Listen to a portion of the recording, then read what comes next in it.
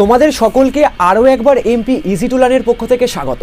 আজকের সেশনে কি রয়েছে? আজকের সেশন থেকে আমরা স্টার্ট করব জীবনবিজ্ঞানের জনন বংশগতি, অর্থাৎ জীবনবিজ্ঞানের তৃতীয় অধ্যায়, থার্ড চ্যাপ্টার, জনন বংশগতি।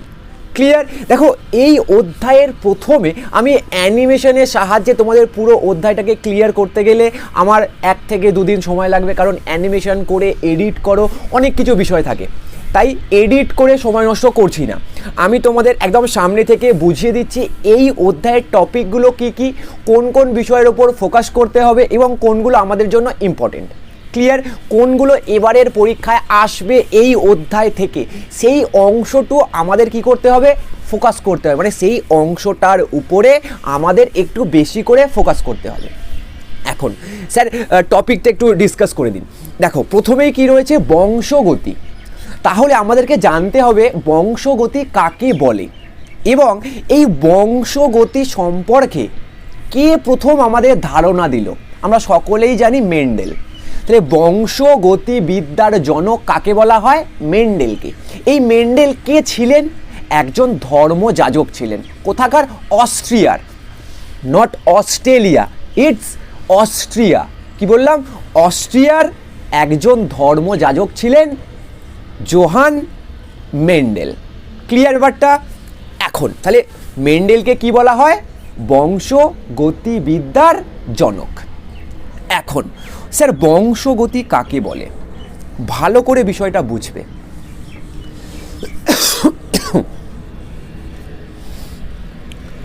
জননের মাধ্যমে, কি বললাম?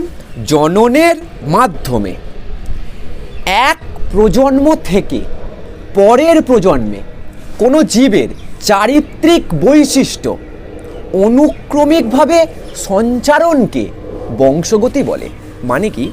বংশ পরম্পরায় একটা জীব থেকে তার যে বৈশিষ্ট্যগুলো রয়েছে তার সন্তানদের মধ্যে সেগুলো সঞ্চারণ হয়।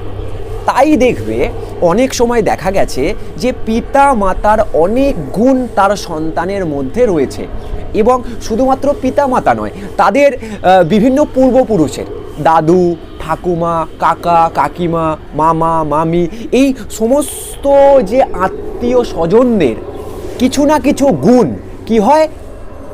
পরবর্তী প্রজন্মের মধ্যে লক্ষ্য করা যায়। এই বিষয়টিকেই আমরা কি বলি? বংশগতি। এই অধ্যায়ে আমরা এই বিষয়েই আলোচনা করব। কি বললাম? জননের মাধ্যমে এক প্রজন্ম থেকে পরবর্তী প্রজন্মে কি সঞ্চার হয়? একদম জীবের চারিত্রিক বৈশিষ্ট্য অনুক্রমিক সঞ্চারণকে বংশগতি বলে। এখন শুধুমাত্র বংশগতি কাকে বলে পড়লে হবে না, এর সঙ্গে আমাদেরকে প্রকরণ, ভ্যারিয়েশন বা ভেদ পড়তে হবে। কি? এই যে একই প্রজাতির জীবের মধ্যে যে বিভিন্ন রকমের বৈচিত্র্য, এই যে জীব বৈচিত্র্য পড়ে এলাম, এই যে পার্থক্য, গুণের বা বৈশিষ্ট্যের যে পার্থক্য রয়েছে, এটাকেই আমরা বলি ভেদ। ক্লিয়ার? আর এছাড়া আমাদের পড়তে হবে মিউটেশন কাকে বলে। মিউটেশন হচ্ছে আকস্মিক জিনের পরিবর্তনকে আমরা কি বলি? মিউটেশন। হঠাৎ করে কোনো জীবের যদি জিনের মধ্যে পরিবর্তন আসে তখন আমরা সেটাকে বলি মিউটেশন। তাহলে বংশগতি কাকে বলে, ভেদ কাকে বলে, মিউটেশন কাকে বলে, প্রথম আমাদের এই অংশটা জানতে হবে। ক্লিয়ার? অবশ্যই পরবর্তীতে ভিডিও আসবে, ডিসকাস করে দেবো, পুরোপুরি ক্লিয়ার হয়ে যাবে। এরপর যে অংশটা আমরা মিস করি সেটা হলো এই অধ্যায়ে এই বংশগতি সংক্রান্ত যে শব্দগুলো রয়েছে এর যে ব্যাখ্যা, এটা আমরা মিস করি। এই অংশটা আমাদেরকে 10 থেকে 20 মিনিট দিতে হবে। বংশগতি অধ্যায়টা পড়ার জন্য এই অধ্যায়ে থাকা যে ইম্পর্টেন্ট বা গুরুত্বপূর্ণ শব্দগুলো রয়েছে তার ব্যাখ্যা পড়তে হবে। লোকাস কি, অ্যালিল কি, এগুলো আমাদের পড়তে হবে। এক সংকর জনন কি, দ্বিসংকর জনন কি, ফিনোটাইপ কি, জিনোটাইপ কি, এই অংশটা আমাদেরকে 10 থেকে 20 মিনিট ধরে পড়তে হবে। এখানে যতটা বেশি সময় দেব অধ্যায়টা ততটা কম সময় লাগবে।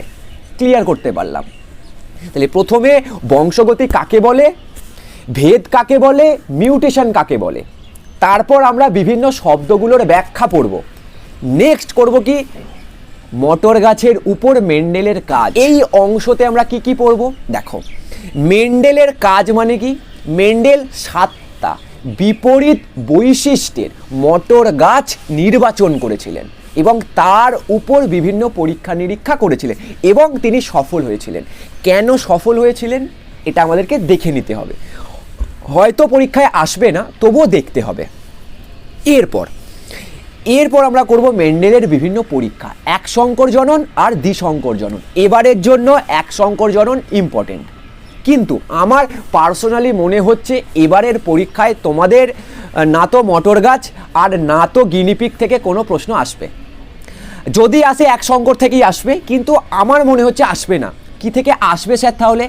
এই যে রোগগুলো রয়েছে, হিমোফিলিয়া, থ্যালাসেমিয়া আর কালার ব্লাইন্ডনেস, এই যে 3টি জেনেটিক রোগ রয়েছে, জেনেটিক ডিজিজ রয়েছে, এখান থেকে পরীক্ষায় এবারে প্রশ্ন আসবে। থ্যালাসেমিয়া, হিমোফিলিয়া, এই দুটো কিন্তু খুব ইম্পর্টেন্ট, চেকার বোর্ড সহ। ক্লিয়ার? চেকার বোর্ড সহ হিমোফিলিয়া আর থ্যালাসেমিয়া এবারের জন্য খুব ইম্পর্টেন্ট, বারবার বলে দিলাম। এবার এক সংকর জননে আমরা কি করব স্যার? দেখো, এক সংকর জননে মটর গাছটা ভালো করে দেখব, তাহলেই গিনিপিগটাও আমাদের অটোমেটিক্যালি হয়ে যাবে, দুটো আলাদা করে করতে লাগে না। ক্লিয়ার? একটা বুঝবো আর একটা দেখে দেখে করতে পারবো, মানে একটা বুঝে গেলে দ্বিতীয়টা করতে পারবো। ঠিক সেমভাবে আমরা দ্বিসংকর জননটা গিনিপিগেরটা করব, তাহলে আমরা মটর গাছেরটা অটোমেটিক করতে পারলাম। তাহলে এক সংকর জননের মটর গাছ আর দ্বিসংকর জননের কি করব আমরা? গিনিপিগ। তাহলে ওভারঅল এক সংকর জনন, দ্বিসংকর জনন কভার। ক্লিয়ার? 12, 24, 12, 12, 1। যাই হোক, এগুলো সব আসবে, কোনো অসুবিধা নেই। আর কি রয়েছে স্যার?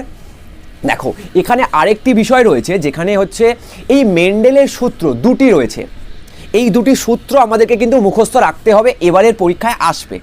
একটা সূত্র আসবেই, পৃথকীভবনের সূত্র আর স্বাধীন সঞ্চারণের সূত্র।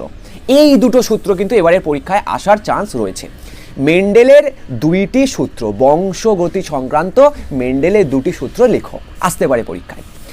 এরপর কি রয়েছে? মেন্ডেলের এই সূত্রগুলো কোথায় বিচ্যুতি ঘটেছে, মানে সন্ধ্যা মালতী, অর্থাৎ অসম্পূর্ণ প্রকাটতা, যেখানে একটা কমলা আর একটা লাল ফুলের প্রজননের ফলে একটা সাদা ফুল সৃষ্টি হয়েছে, এখানেই আমরা বলছি অসম্পূর্ণ প্রকাটতা। এই অংশটাও আমাদেরকে একটু পড়তে হবে, কাকে বলে অসম্পূর্ণ প্রকাটতা, কাকে বলে এবং এর ফিনোটাইপ জিনোটাইপ অনুপাত কি। ক্লিয়ার? এরপর আমরা চলে আসব একদম লিঙ্গ নির্ধারণে পিতার ভূমিকা। এটা 2 নম্বরের পরীক্ষায় আসবে না, তবে এখান থেকে এমসিকিউ এসিকিউ আসতে পারে, কারণ এই প্রশ্নটা 2 নম্বর বা 3 নম্বরে আগের বছর এসে গেছে। তাই লিঙ্গ নির্ধারণে পিতার ভূমিকা এখান থেকে বড় প্রশ্ন আসবে না, এখান থেকে এমসিকিউ এসিকিউ আসবে। ক্লিয়ার ব্যাপারটা? যে এমসিকিউ এরকম আসবে, খুবই সমস্যা একটু গলার। এমসিকিউ এসিকিউ কিভাবে আসবে?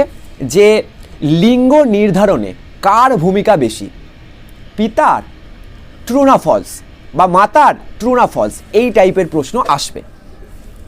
এরপর আসছে জেনেটিক ডিজিজ। 3টি রোগ রয়েছে। কি কি স্যার? বলে দিলাম একটু আগে, থ্যালাসেমিয়া, হিমোফিলিয়া আর একটা হচ্ছে কালার ব্লাইন্ডনেস। ক্লিয়ার? এই 3টি রোগ আমরা ভালো করে রেডি করব, কারণ এবারের জন্য এই 3টি রোগ খুব খুব খুব গুরুত্বপূর্ণ। আর লাস্টে রয়েছে জেনেটিক কাউন্সিলিং। জেনেটিক কাউন্সিলিংটা স্যার কি?